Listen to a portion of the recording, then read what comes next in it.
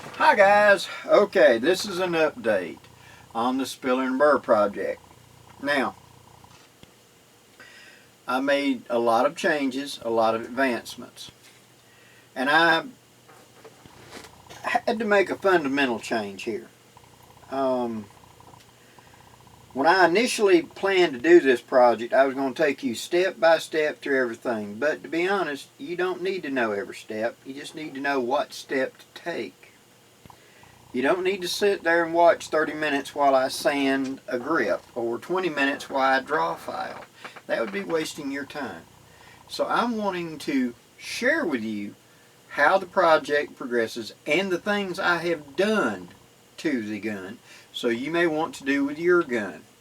Anything technical I will show, but other than telling you sand here, push there, okay?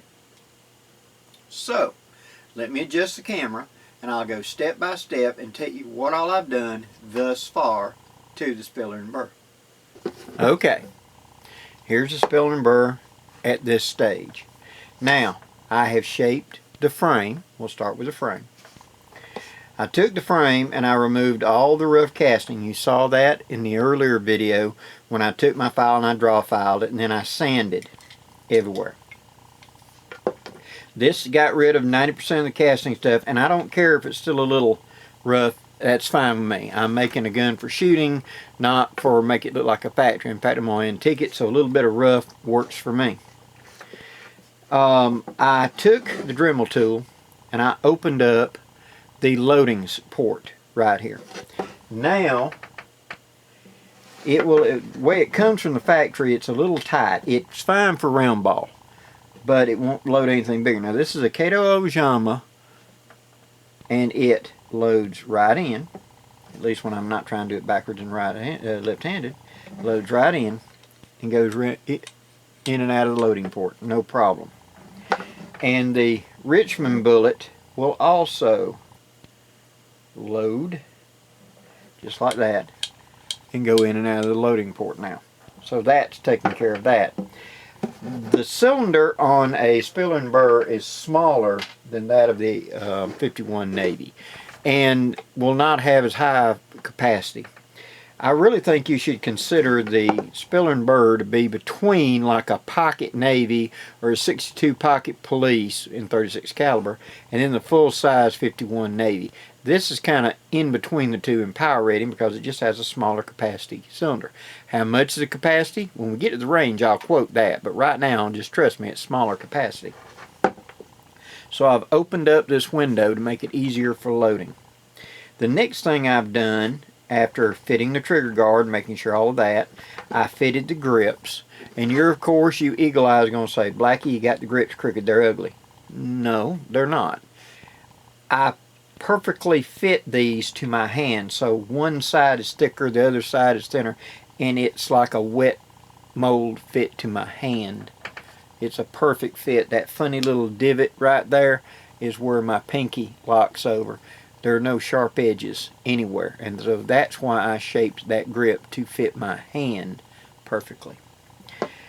On the sight, I went ahead and I cut the sight notch down a little bit deeper, the full length, and I took a hacksaw blade is what I did, just went straight back and forth until I made a channel all the way through. This took the rear sight notch all the way to the bottom of the notch. It's like, oh, I'd say 8.5 out of 10 down to the proper depth. So I went ahead and deepened it, see if I can help correct some of that extra high shooting. We will see when we go to the range. Next is stuff inside the window. So let me pull out the base pin. And I don't have any guts in the gun this time. Now what I've done is in the actual loading area, the actual barrel area, the distance between the cylinder is maintained by a bushing right here in the front of the cylinder and the rear of the barrel. So when you relieve the frame, it does not get sloppy. It's just as tight. But what I wanted to do was relieve right here, because even on the original Spillers and Burrs, this was too tight. This wide block that makes, you know, the front of the frame. was too tightly fitted to the front of the cylinder.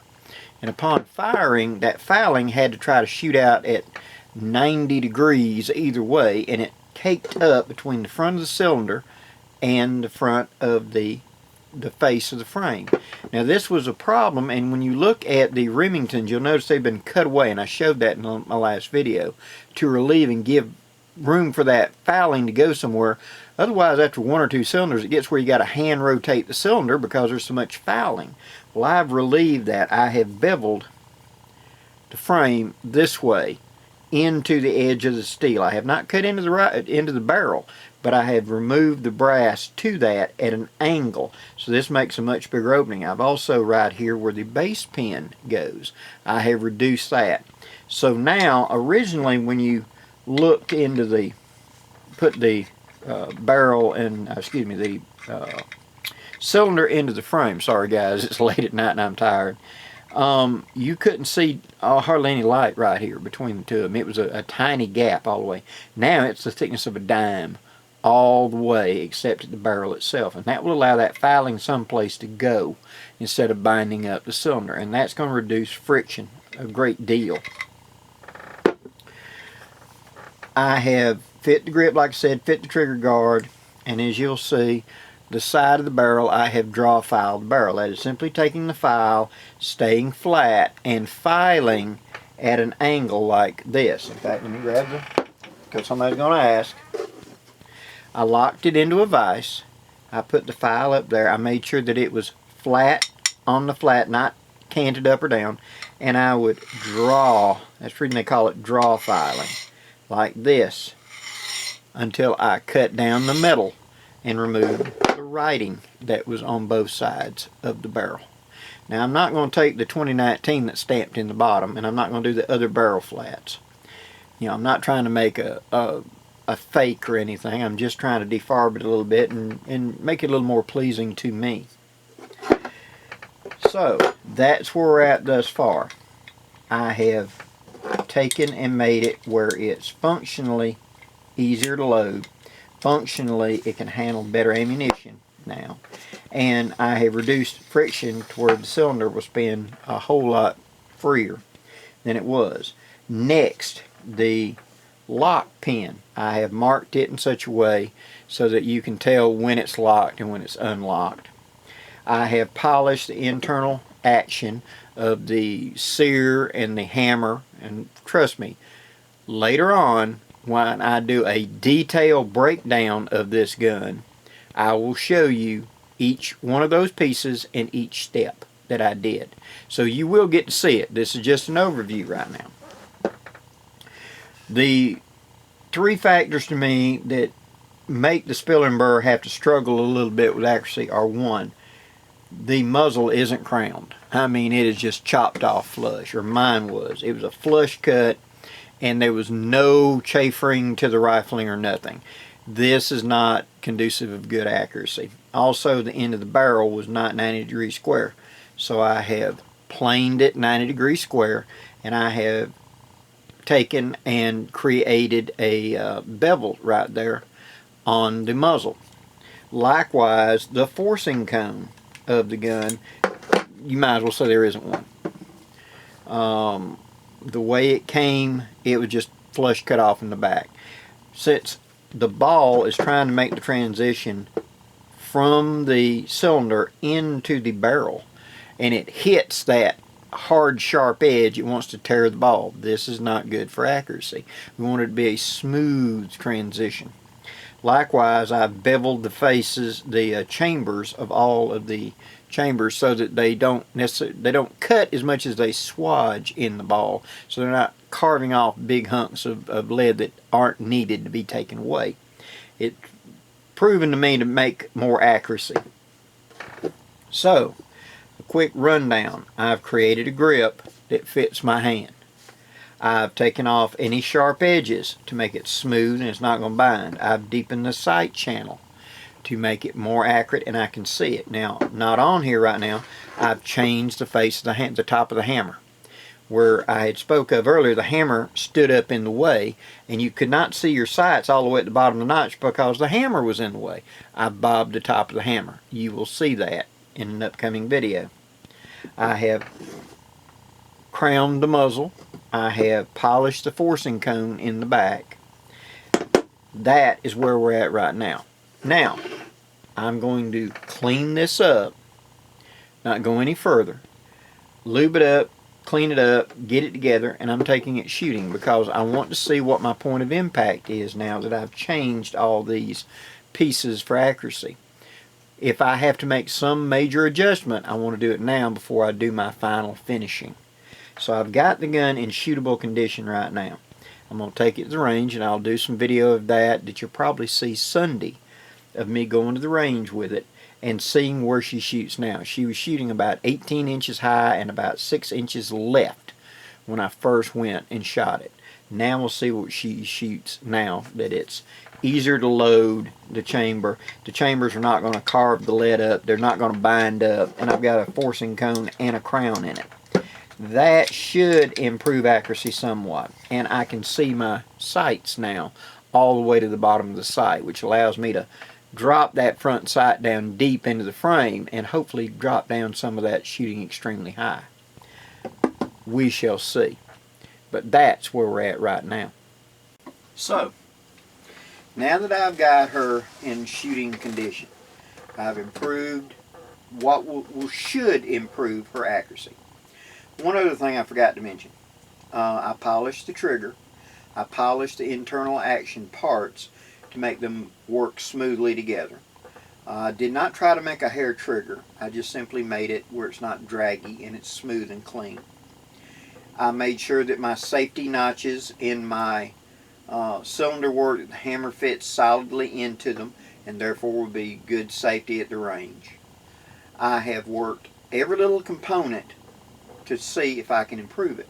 Now I also noticed when I was in my process of doing this that in every one of the cylinder stop notches there's a little ding on both sides. What does it tell you when you look at the cylinder stop notches and see a ding on both sides of the notch? Your bolt stop's a little too wide. It hasn't been beveled properly. If you see one on the front side of it, your bolt's dropping too soon. If you're seeing the ding on the opposite side, it's dropping too late. It's hitting both sides, it's too wide. So I went and beveled it and fitted it to the gun. Now remember, this is a kit gun. So yes, the internal components work, but doesn't mean they're properly fitted. And I've seen this with the Birdies, I've seen it with Piettas, I've seen it with guns that were quote, quote, finished. And you'd have that ring pop up almost immediately on turning it, or your bolt knot started getting boogered up because somebody forgot to fit the bolt face. So we've improved that. The action locks up well. Everything seems to be gung-ho. Now we're going to take it to range. We're going to shoot it. Now this is Wednesday night at about midnight. I'll go tomorrow about 10 o'clock in the morning, and I'll go to the range and shoot and actually see how she groups within reason. I'm not working up a load yet. I'm seeing where her point of impact is. Do I need to deepen this notch anymore? Is she shooting hard left or right? Can I adjust by beveling the muzzle, or do I need to open the rear sight notch up on the one side or the other to correct windage? As long as my windage is correct, I can work on elevation. But having a gun shoot hard off to one side or the other is difficult in the field when you're trying to hit a moving small target. I want it to be dead on so I can get the proper lead. So that's where we're at. This has just been a little update, guys. Hope you enjoy it.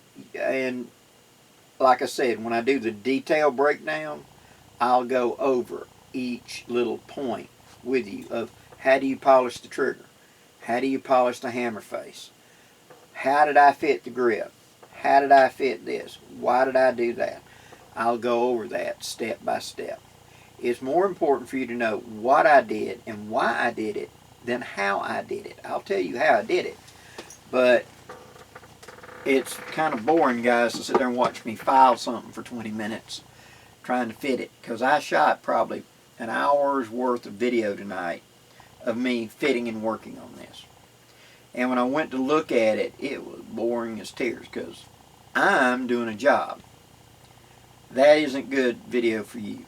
I need to help you see where we're going and understand what to do, and to a degree how to do it. But the important thing is knowing what to do and why. Hope you enjoyed this, guys. Please leave any questions or comments, and thank you very much for supporting my channel. Till next time, I'm Blackie, wishing you safe journeys. Have a great day, guys.